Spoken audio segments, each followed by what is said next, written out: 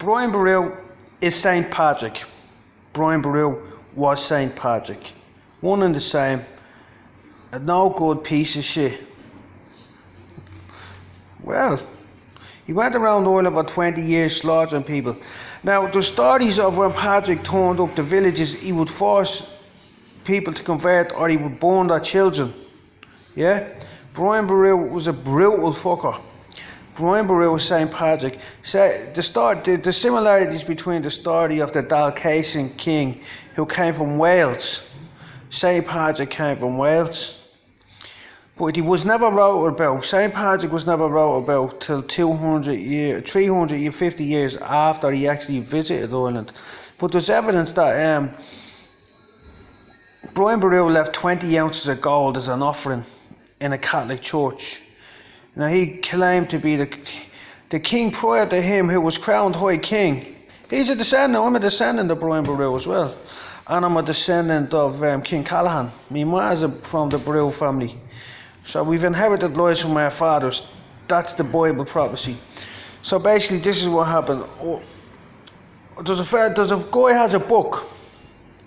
And when St. Patrick came to Ireland, the truth about St. Patrick is when he came to Ireland, he had 5,000 Roman troops with him.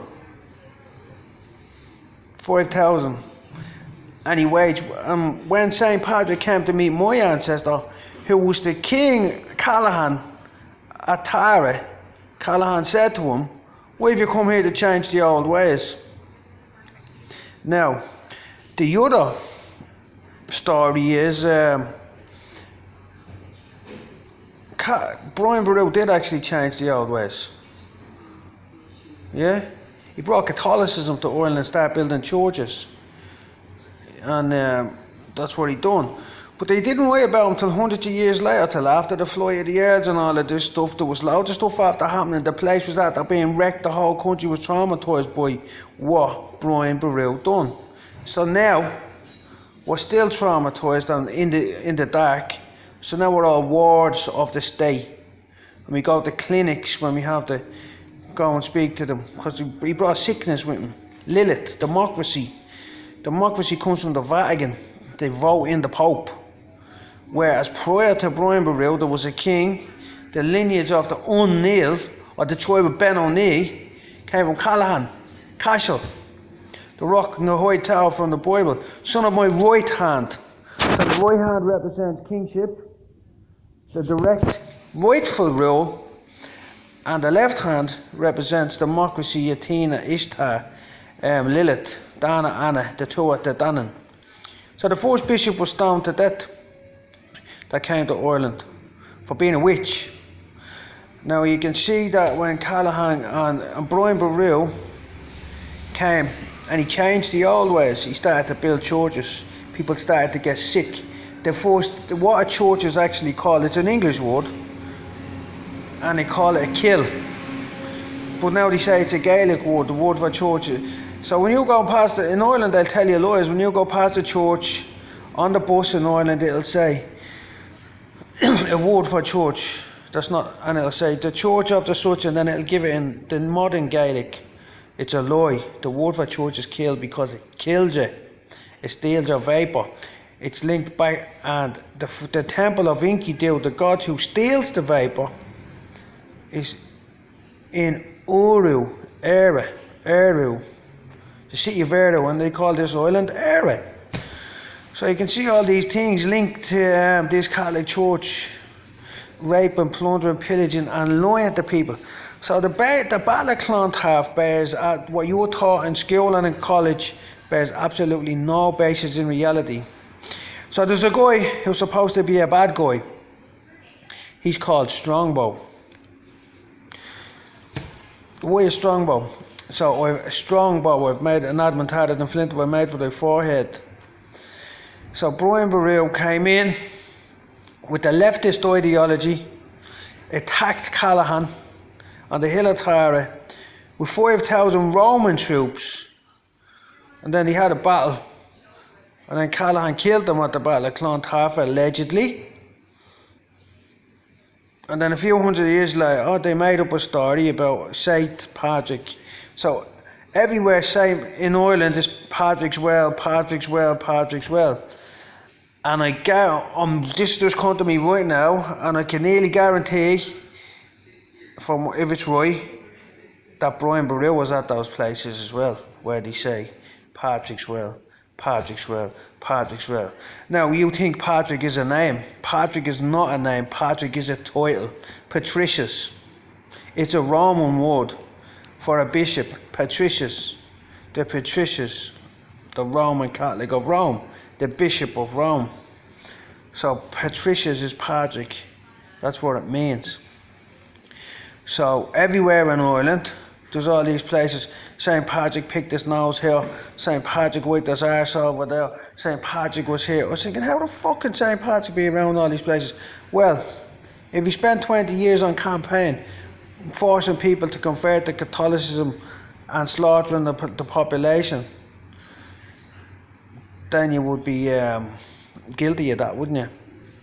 So the Lord said, there's a Bible verse, he says, I will take away the water and the bread. So he's taking away the word of the Lord. He's taking away from Judah, or Judas. He's taking Judas, the Lion of Judah. So the Romans made Judas out to be a bad guy. But you can look at it this way, if Judas was still alive, and he was up here on this island, and Satan's Patrick was coming against him, they're not going to want to tell you that. They're not going to turn around and say, yeah, well, we attacked Judah for hundreds of years. We fought them in Britain, we fought them in Ireland, we fought them in the south of France. Eventually we got them and killed them. It says in the Roman writings that it took the strong ones a week to die. Strong ones is strong O'Neill. The strong O'Neill a week to die on the cross. Someone told me that the other day. They took the strong, you said you were reading the Roman writings and the strong. I haven't read it myself, but he said it took the strong ones a week to die. So basically, if you can do the maths and put it all together and chase down the thing, the Lion, Judah was a strong O'Neill, and he was murdered by the Romans, and it took him a week to die. And he was King Callahan, King Arthur. You could look at it that way. From the knowledge I have now, that could be a possibility. I'm not saying 100% it is, but there's evidence out there to support that assumption. But I don't have access to it because anywhere I walk into Trinity College to get near books, cunts come running out and call the other fuckers to throw me out. They don't want me near the truth. They want me having a dig round and there finding out the truth and actually telling people the truth that the left don't want them to know. So the story goes, from what I can make out and from what my ancestors are about, Bryan Brou turned up at Tara. He did, the hill of the Torah. That's why it's called the hill of the Torah, but he changed it to Tara because the king who represented for the Torah, the artificer, was sitting there. And he said, why the fuck have you come here to change the old ways? And they went to war. The Vikings, the High Kings, the real kings. Bryan Brou was a faker. My family's half my family is related to him. And the other half is related to Callahan. So I can't hate on them all. All I can say is what the Lord says, is we've inherited lives from my forefathers, my ancestors. But I've also inherited something else on them, that the Lord. So son of my right hand, come sit at my right hand. That was the ancient one, Elijah. The Lord says, this is what he says, I have to caution you fuckers. The Lord says, I will strike down amongst them with great vengeance and furious anger those who attempt to destroy my brothers. And they will know that he is the Lord when he lays his vengeance upon them. Remember that. So Satan's Patrick, his adversary Patrick, that's what Saint Patrick means, the adversary Patrick, is the adversary of the rightful ruler. who the Lord chose. There you go. Put that in. So this Bible verse, blue and purple from the oils of Elijah, where Elijah said on behalf of Elijah, the Most High King, fine embroidery and linen, they spun as a yarn, where the styles that spread forth, you've been lied to. This island and the fuckers on it have a lot to answer for. And that's all there is to it. The truth will set you free. As long as you're a slave, as long as you're a lefty and you support the people in Leinster House, you're an enemy of God. You're making yourself an enemy, an adversary of God. And he will strike down amongst you with great vengeance and furious anger and destroy you. Especially now that you know the truth and you're still willfully opposing the Lord and his inheritance.